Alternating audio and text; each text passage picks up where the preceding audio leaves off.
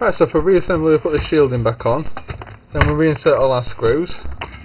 So reinsert all our screws. These two slightly bigger ones in the top here. Then we get putting the smaller silver screws in. Right, so with those screws in, now flip it over and return this screw that sat in here, one we forgot about when we were disassembling. So pop it in.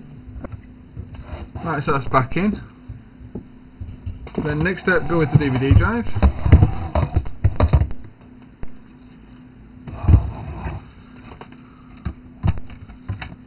You put it at this awkward angle to get this ribbon cable in. Make sure you undo the clip.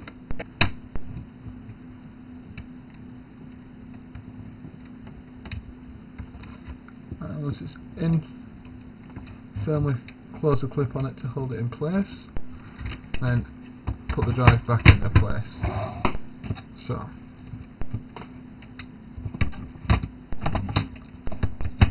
and then get it at the side angle like that. So turn this ribbon cable first, the big one, work in order outwards and do that little one last.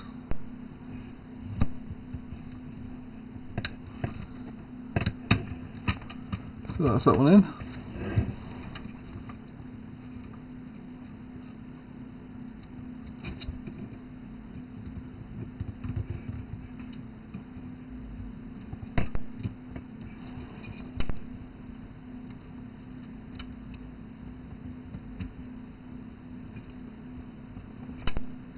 You're feeling, if you're not sure if you've got them in, you feel a firm push when they're in, they're going firmly. And last but not least, get this little awkward one in. Now this one doesn't have like a little handle, so what I like to do is just line it up and then push against it. It's like pins, like so, and push it in like that. That's in. So all those ribbons are in now. So now let's get the drive back into position properly. So hook it under this front clip like so, take it out the back, and clip it in with these two clips here so it's in properly. Give it a lift like that to make sure it doesn't lift up. Next we're going to return the fan assembly. So upside down again. Reconnect the ribbon. Let's let it hang here. We're not putting it in place yet. Then come this way. Get your shielding and return your shielding.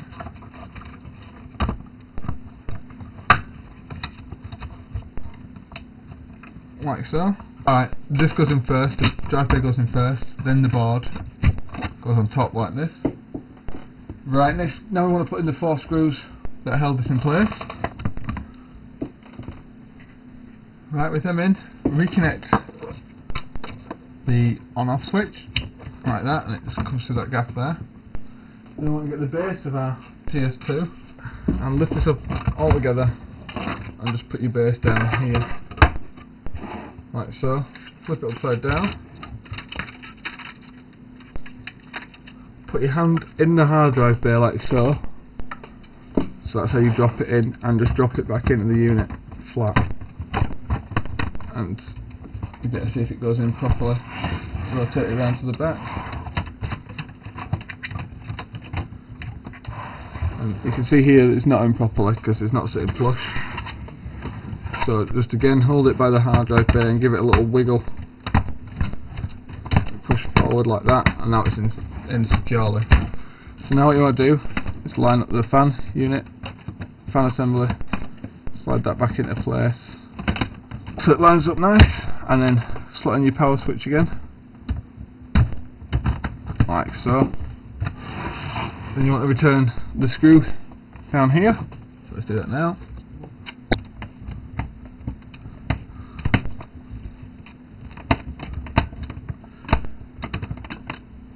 Like so, and that secures the fan assembly.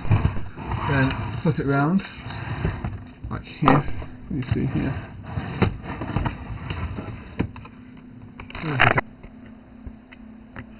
Right, so just slot it in, make sure it's lined up correctly, and it go all the way to the back when it's in properly like that. So you see a flat line of blue. If it's off angle, it's not in properly. Then just close the clip on it, like so, and then slot the ribbon cable down into the system like that, and we turn it over these little two catches like so. So just down there like so, so it all sits flush. And then we want to return these two screws. Right, so with those two back in, what you do again is now flip it to the back, and we're just going to reinsert the expansion base slot, like so. Then back down to the front again, and we want to return our lid. So again, you want to put it on at like an angle, so let me do that again. So you're lifting down and up and under. So under, then over, like that. Then look around to the back to make sure it's sitting flush, which it basically is. When the screws are in, it'll get it in place. So then flip it onto its back, like so. And the best way to do this is just drop all the screws in the holes and then screw them all in.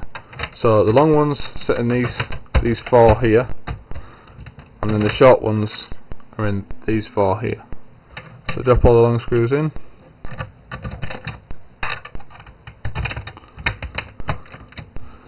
Then drop the three black screws in. So black one in that back there, small black one, black one down here, black one down here,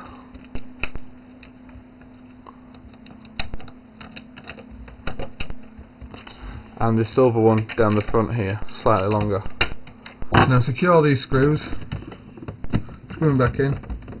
So you have 4 rubber feet and 4 plastic feet. The plastic feet sit 2 in the middle here and 2 down here, and the 4 rubber feet fit in the 4 corners here, so that it doesn't scratch any surfaces. So putting your 4 rubber feet, like so, put in your 4 plastic feet,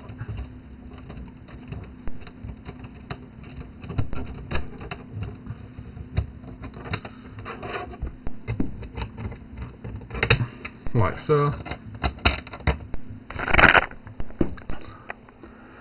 Flip it back over, like so, and there we go, we've got a fully reassembled PS2. So now we just need to go test it. Just so you don't think I'm a dirty pirate, these are all my PS2 games here, and the PS2 game I'm going to be playing, which I've made a backup of, is Final Fantasy X-2. My copy is factory sealed, so I don't want to open it out of its factory seal.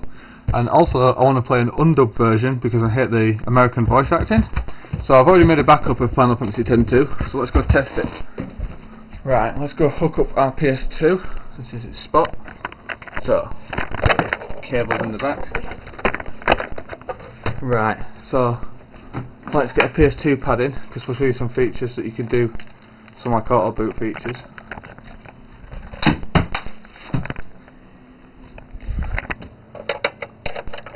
Right. So if we hold triangle and circle as we turn the system on, we should get into the Matrix BIOS menu, which we've got here. So you've got the screen fix. This is the menu for the Matrix chips. We installed the Modboard V4, but it actually uses the Matrix BIOS. It's basically a Matrix clone. So these are the options we've got. We've got screen fix, PlayStation 1 screen fix, PS1 multi-disc support, MC16 patch, ATAD auto patch, Macrovision on or off, green fix, which was a anti-piracy thing for DVD, so you couldn't copy them to VHS. DVD region, so it's automatically set the DVD region to 8. Normally for a PAL unit you'd be in 2. 8 is worldwide or multi-region, so it means it'll support discs from any region. DVD 9 or dual layer support, which is on. Boot method is Dev 1, which means it'll boot from the memory card. Let's switch that because we don't want it on that. How do we change it? Dev2, DVD, auto. So we put it on auto boot. Pad detect time 10 seconds. That just means if you've got no pad in, it'll wait 10 seconds before it boots the system. So you can put a pad in and use a code. and boot logo on, that's the matrix code. So let's press start to save those settings. Setting save, press reset. So we'll reset the system. And we'll try it with our backup. Like I was saying, we're going to play Final Fantasy X-2 Undub. That's the game we're going to try. So let's eject the drive tray. Pop in the game. Let's see what happens.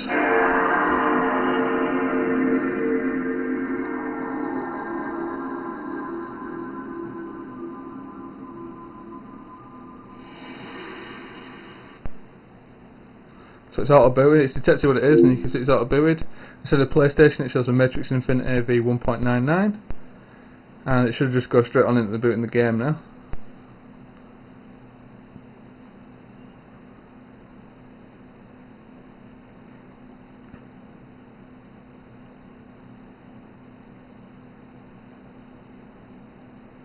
Which it has done. Square Enix presents. So we've got another successful modification with this. This is one of the Final Fantasies I haven't beaten yet, so I want to go beat it. I beat 10, it was quite boring. I started this a few times, but I could never get into it. But I'm going to go through it this time, hopefully. Let's have a start. So we've got a new game. Unariku, and I cannot remember the other one's name. Right, but anyway, you can see it's working. If you enjoyed this video, please rate and subscribe. Please check out my other videos, which I've got a few of now. And join us next time when we do something else cool. I think we're going to be modding a PS Vita next time for PSP homebrew mode. Right, bye everybody.